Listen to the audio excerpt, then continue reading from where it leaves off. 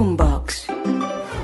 Hola a todos, yo soy Miguel Garzón del Servicio Informativo de Blue Radio y estas son las noticias más importantes de este lunes 18 de julio del año 2022. Comenzamos con noticias que tienen que ver con la instalación del nuevo Congreso, porque a menos de 48 horas de la ceremonia es incierto el nombre de quién ocupará la presidencia de la Cámara de Representantes. Aunque la coalición de gobierno intenta mantenerse unida, la pelea por el poder ha causado algunas fracturas. Tanto el Pacto Histórico como los liberales y la Alianza Verde se mantienen en la pelea y con calculadora en mano intentan hacer los últimos movimientos clave para quedarse con esa dignidad en el primer año. Si bien todos los sectores están alineados en que esté quien esté en esa posición empujará la agenda del gobierno del presidente electo Gustavo Petro, hasta el momento ninguno da su brazo a torcer, pese a que hasta la semana pasada David Racero del Pacto Histórico parecía haber conquistado las mayorías. Hoy la realidad es otra y los números ya no le cuadran. El punto en discusión es que el pacto ya tendrá a Roy Barreras en la presidencia del Senado y hay varias voces inconformes porque consideran que el petrismo quiere acaparar todos los espacios de poder en el legislativo. Habla el senador Carlos Chacón del Partido Liberal. Eso no está bien, además, porque existe una diferencia sustancial que existe, si bien acompañando los partidos que tiene el gobierno, existe también precisamente una confianza que debe existir en los otros partidos que van a acompañarlos mayoritariamente en la legislatura para que equilibren el ejercicio del poder que existe en las dignidades, en las mesas directivas y en las presidencias de las comisiones, así como en las presidencias de las corporaciones, tanto de Cámara y Senado. Es por eso que lo he dicho. Seguimos hablando de política porque en una reunión al norte de Bogotá que duró cerca de 2 horas entre el embajador de Estados Unidos en Colombia, Francisco Palmieri, y el presidente electo Gustavo Petro, se discutió sobre la visita de alto nivel del gobierno Biden a Colombia antes de la posesión presidencial. Por ahora estarían confirmados para la visita de esta semana el asesor adjunto de Seguridad Nacional de ese país, Jonathan Finner, y el asesor de la Casa Blanca para el hemisferio occidental, Juan González, además de algunos representantes de la USAID. Habla el canciller designado para el nuevo gobierno de Colombia, Álvaro Leiva. Sólidas, cercanas, hay intereses mutuos, que va a ser muy importante hacia el futuro. Pero esta no fue la única reunión que adelantó el presidente Gustavo Petro. También se reunió con su equipo de empalme y con sus principales asesores económicos para afinar detalles de la reforma tributaria que será su proyecto prioritario en el Congreso.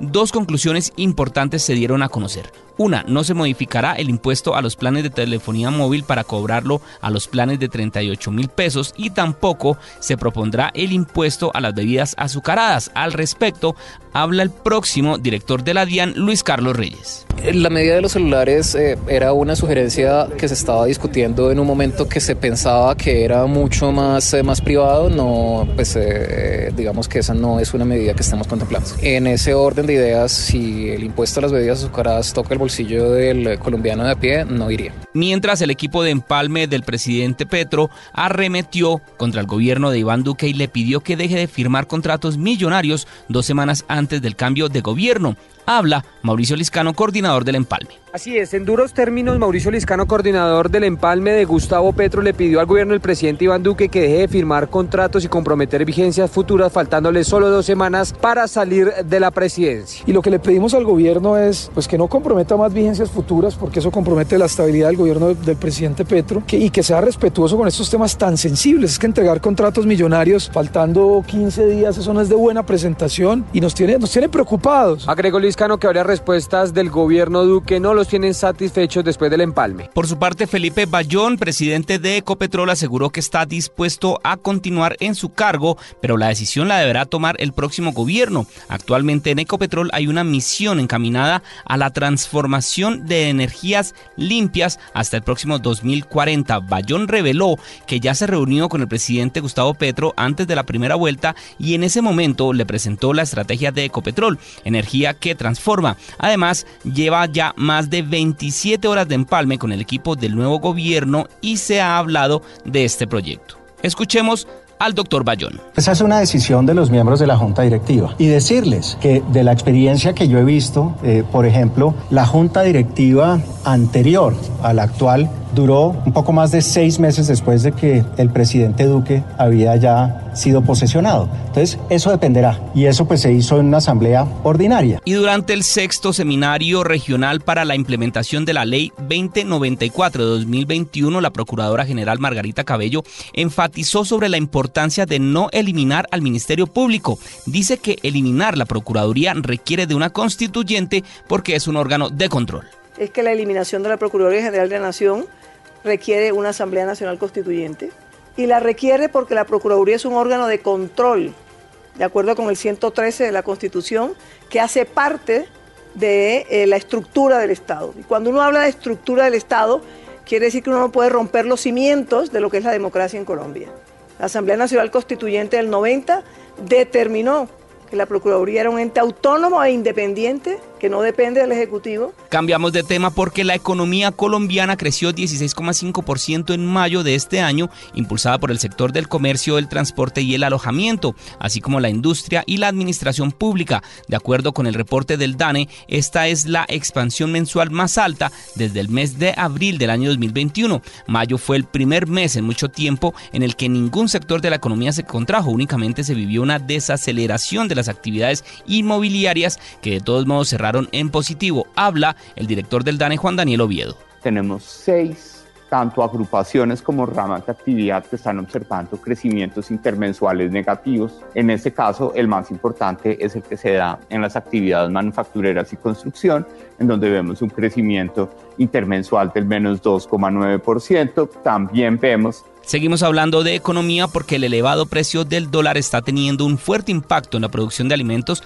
de acuerdo también al DANE. Aunque llevamos 4 jornadas seguidas a la baja, el dólar está unos 400 pesos por encima del que teníamos antes de las elecciones. Sobre esto también se refirió Oviedo. El alto costo del dólar tiene contra las cuerdas a los productores del campo, ya que buena parte de los insumos agrícolas y pecuarios son importados y con la subida del dólar de los últimos meses se dispararon de precio. El director del DANE, Juan Daniel Oviedo, dice que esta dinámica se empieza a ver ya reflejada en las cifras de algunos subsectores. Que productos que son intensivos en el uso de fertilizantes como la yuca y el plátano están presentando contracciones anuales, en el caso de la yuca del menos 12,9%. Mientras tanto, la producción de huevo cae a una tasa del 6,3% anual, mientras que la de pollo cayó un 5,2%. También hay reducciones en la producción de plátano en el país. Esta crisis del campo se siente también en su mesa. Tengan en cuenta, por ejemplo, que la yuca fue el alimento que más subió de precio en los últimos meses. Hablamos ahora de orden público porque el director de la Policía Nacional, el general Jorge Luis Vargas, visitó el departamento de Córdoba, que junto a Antioquia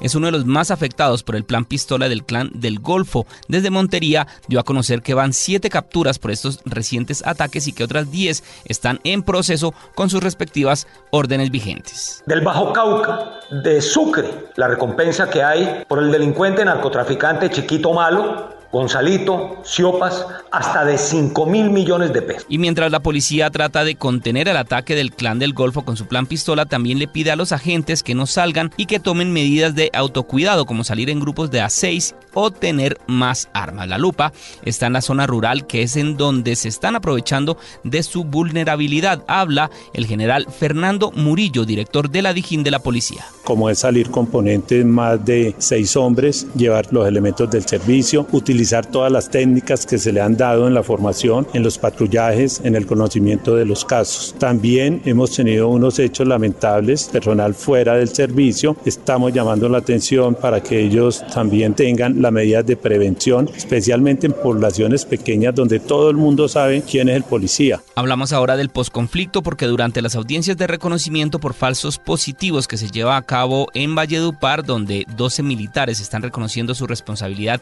en 127 casos de falsos positivos, el mayor en retiro, Heber Hernán Gómez Naranjo, reconoció haber participado en estos delitos, asegurando que las órdenes de presentar falsos positivos las habría dado el coronel en retiro Hernán Mejía. Durante su relato explicó que se sentía avergonzado de haber hecho parte de esta práctica y que en el batallón La Popa operó una estructura criminal, según dijo, encabezada y liderada por el teniente coronel Hernán Mejía, algo que él habría apoyado mientras estuvo entre el año 2002 y el 2003 en ese batallón. Desde cada una de las áreas de bajo nuestra responsabilidad, con el fin de permitir que en algunos parajes de la jurisdicción asignada al batallón personas inocentes y en completo estado de indefensión fueran retenidas y posteriormente asesinadas por miembros del bloque norte de las Autodefensas Unidas del Cesar. Hablamos ahora de información internacional porque en Panamá las organizaciones sociales rompieron el acuerdo firmado con el gobierno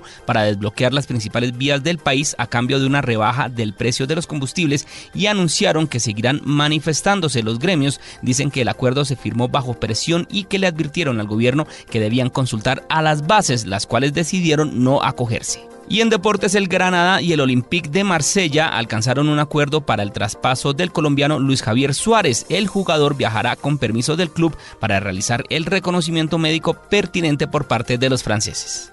Hasta acá esta actualización de noticias. No se les olvide que todos los detalles los encuentran en www.bluradio.com. Tampoco olviden hacerle clic a la campanita para futuras actualizaciones.